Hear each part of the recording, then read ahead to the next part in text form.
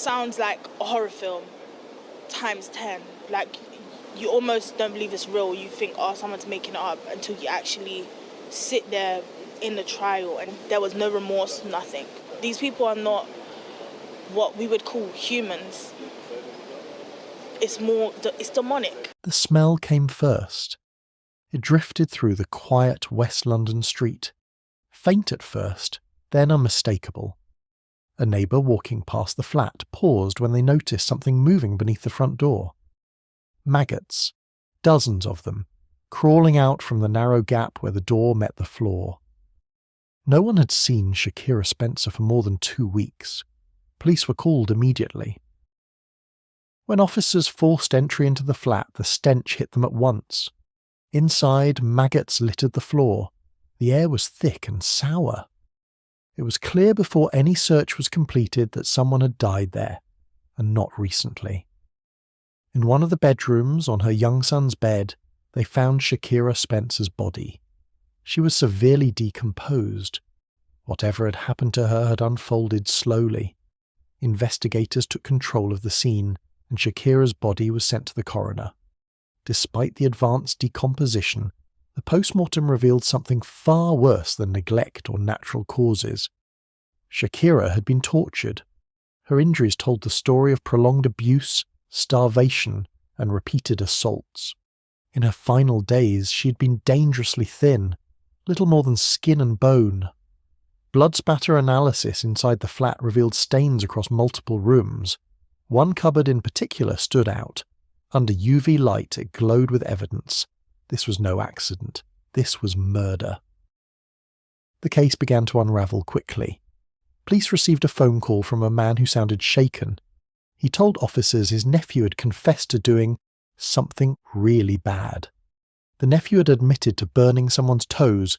He said the woman was dead. He gave her name, Shakira Spencer. The nephew was identified as Sean Pendlebury. Officers moved fast. Sean was arrested on suspicion of murder. Listen to what I've got to say. This is very important to you. Okay? So you've been arrested on suspicion of the murder of Shakira Spencer at 9 Lambeth House, okay? Between the 31st of the 8th and the 26th of the 9th. In relation to that, you do not have to say anything, but it may harm your defence if you do not mention when questioned, something which you later rely on in court. Anything you do say may be given in evidence. Necessity for your arrest is to prevent your disappearance, for a prompt and effective investigation, and for the prevention of harm, okay? Yeah, but I've never did caution or anything with you, so I don't know why you're saying... You're under caution at the moment. My advice would be, wait until you've had the opportunity to have legal advice before you make any further comment in relation to the allegations against you, okay? During the call, he had also named 2 others who were involved, Lisa Richardson and Shana Stone. All 3 were taken into custody. All 3 denied everything.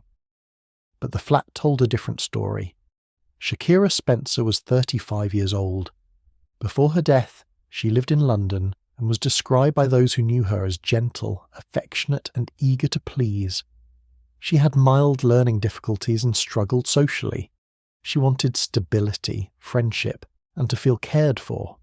She had 2 children, whom she loved deeply.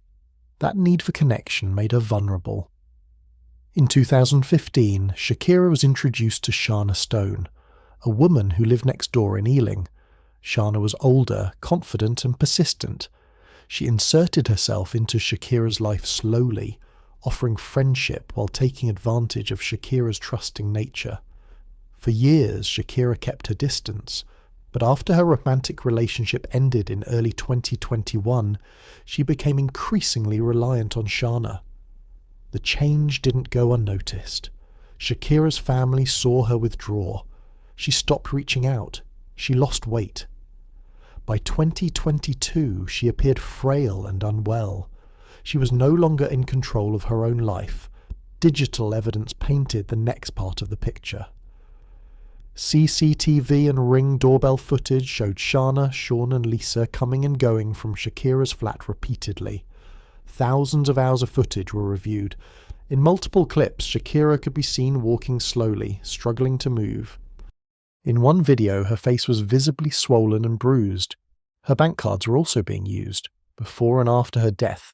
CCTV footage captured the trio shopping, spending her money in supermarkets and stores. Inside Shakira's flat, investigators found a single fake nail. DNA testing linked it directly to Shana Stone. Blood evidence was also found inside Shana's own home. At Sean's address, officers recovered shoes stained with Shakira's blood. The boot of Sean's car was also contaminated. The evidence was overwhelming. Then police found Lisa Richardson's phone. On it were messages and videos that documented what had happened behind closed doors. The footage showed systematic abuse. The text described control, punishment, and suffering. Shana had targeted Shakira deliberately. She introduced her to Sean and Lisa, and together they isolated her from everyone else. They encouraged drug use to weaken her resistance. They took control of her finances. They moved into her flat while forcing her to sleep in a bike shed. Shakira was starved. Food and water were withheld. Sometimes she was only allowed small sachets of tomato ketchup to survive. Over months, her weight dropped dramatically, from a size 16 to a size 6. She was beaten regularly, humiliated, filmed. Men were brought into the flat and allowed to assault her in exchange for money. This happened repeatedly. Shakira's life became a prison. On one occasion, shortly before her death, police officers encountered Shakira walking alone. She was limping, gaunt, and visibly injured. They asked if she needed help. She declined. She said nothing was wrong. She walked back toward the flat. 10 days later, she was dead. The violence escalated in September 2022. The trio's attacks became more frequent and more severe. Friends of the group were invited over and encouraged to participate. Shakira was pinned down and burned with a lighter on the soles of her feet. The final attack took place in Shana's home. 2 younger individuals, who cannot be named for legal reasons, were present and later testified. Shakira was forced to kneel. A glass bottle was smashed over her head. Sean kicked her in the back, sending her to the floor. She cried out in pain. The 3 stopped to eat dinner while she lay injured nearby. Afterwards, she was ordered to strip. A kettle was boiled. Scalding water was poured over her body. She screamed as they laughed. An aerosol can and lighter were used to burn her further. She lost consciousness and struck her head when she collapsed. She was dragged into a hallway and left to sleep under newspapers, soaked in her own urine. The witnesses recalled the smell of burning flesh and pieces of her skin coming away. The next day, she was beaten again. She was then placed into the boot of Sean's car and driven back to her own flat. On September 12th, she was locked inside a cupboard. Bleeding, starved, terrified, she died alone. After her death, the trio attempted to cover their tracks. They moved her body onto the floor. Ice packs and incense sticks were placed around her to mask the smell and slow decomposition. Evidence was destroyed. Eventually, her body was placed on her son's bed in an attempt to make her death appear natural. 2 weeks later, the maggots appeared. At trial, all 3 defendants attempted to shift blame. None showed remorse. The jury heard how Shana Stone acted as the ringleader, but that Sean Pendlebury and Lisa Richardson were active, willing participants. Previous convictions were presented. Shana had a history of violent and theft-related offences.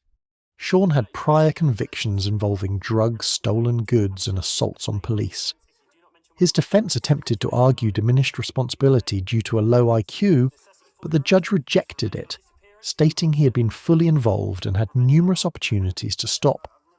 All 3 were found guilty of murder. Each received a life sentence with a minimum term of 34 years. The murder of Shakira Spencer and preventing her lawful burial. The trial lasted 12 weeks. The jury heard evidence of such grim nature that I have excused each juror from jury service for the rest of their lives if they wish.